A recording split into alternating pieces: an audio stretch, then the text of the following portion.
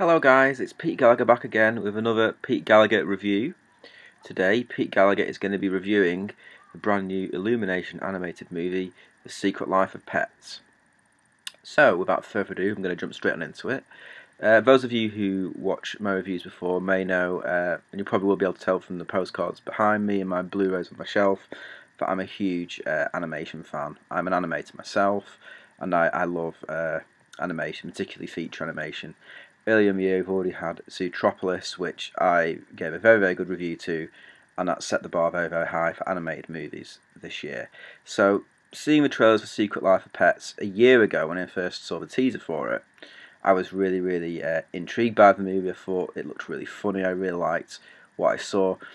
More and more, though, as the trailers came up to the release of it, and it actually revealed a bit more about what the film was about, it did seem like the story was quite basic. It seemed almost like it was really just sort of a retread of Toy Story from years ago with pets. So I started to become a little bit less interested in it, and especially in the light of how good Zootropolis was. By the time the movies actually arrived, I was a little kind of.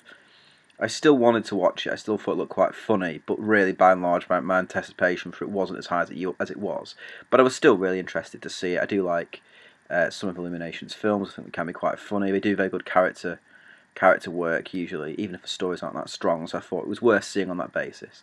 Plus, it seems to have had a very good positive reaction from everyone who's gone to see it. I think that the word of mouth on it from a normal cinema viewing public is pretty good, so people seem to generally like it.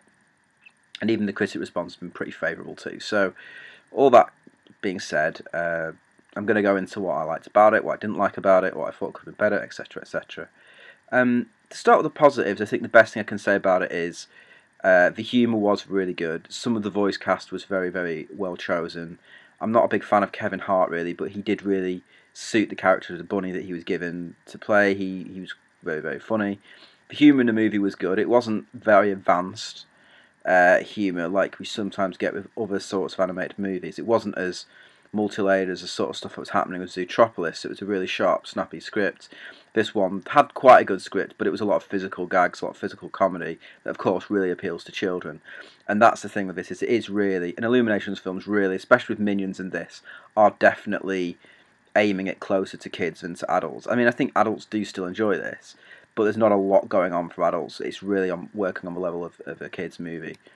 And like the characters were cute. I loved Gidget. I loved the two main dogs that the film centres around, which is essentially, again, it's a Toy Story story. So it's about this one dog who loves his owner, and then she brings another dog back from the pound, and they don't get on. So he concocts a reason for this other dog to get thrown out of the house, only to have to go on a rescue mission to bring him back. So, you know, the story is really that, which is, as like I said, it's essentially Toy Story with pets. So it's nothing really great about the story, but it did fly by quite well. It did pace quite well. I lost a little bit of interest towards the middle of the movie, but I think it brought it back quite well towards the end. And anyone who loves pets and has pets, I think it's a movie for you, and it's people that you will really connect to this film as an adult if you have a pet and if you own a pet. So it had lots of nice, cute, like moments with characters and some quite funny comedy. Like I said, it does know its audience, and I think it does work for that audience quite well. But there were just a few things stopping it from being what I class as like an amazing animated film. Mainly, it's just, again, the story being sort of basic and sort of you'd seen it before. And even some of the gags, although the humour did work really well, some of it was telegraphed and you could sort of see it coming. So it wasn't like a massive surprise in the way of Zootropolis. It was just sort of pretty much what I got from the trailer is what I got from the movie. And anyone who wants to go and see it and find it, you know, have an entertaining movie with talking animals, you get that. So it does what it says on the tin, but I just feel that for me, the Illumination films don't really engage me as much as other animated movies because there's not as much going on under the surface. And that's not to say that there should be, of course.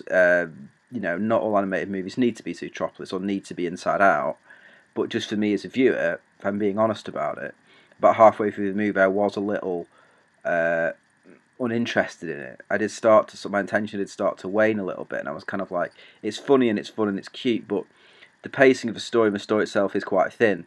It's not just the fact that it's a retread, it's the fact that the actual story, there is not a lot to it. and after a little while that does start to show through.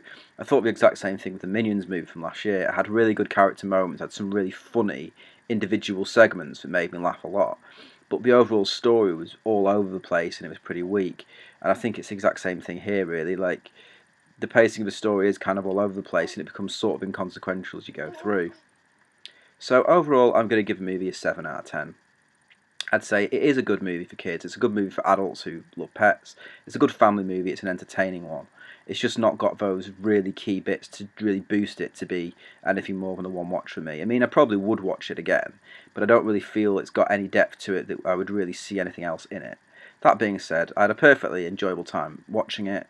I could really recommend it to anyone who has children and who has pets. You will probably get exactly what you want out of it, but it just doesn't really hit the heights of the more complicated and the more complex, movies like Disney and Pixar are doing at the moment. But as I say, there's no real requirement for it to do that. Just for me personally, it's not going to get much higher than a 7 or 8 if it's only working on that level, because I have to be honest and say, there are parts of it where I was a little bored, I was a little taken out of it, and that was due to the sort of poor pacing and thin story, and the story being a fairly repetitive story, not really bringing us anything that's seen before. But it has its moments. It has good, amusing characters.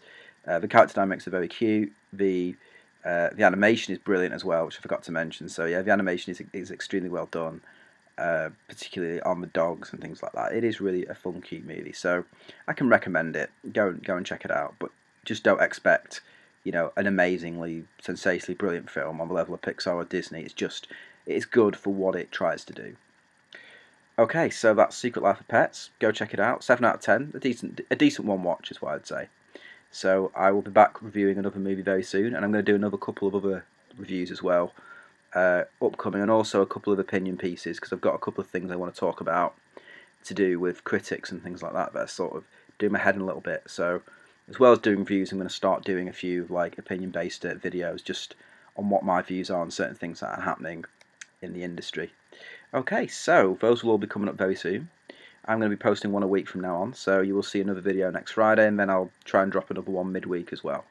Okay, so that's been Pete Gallagher for Pete Gallagher Reviews. I will see you again soon. Bye!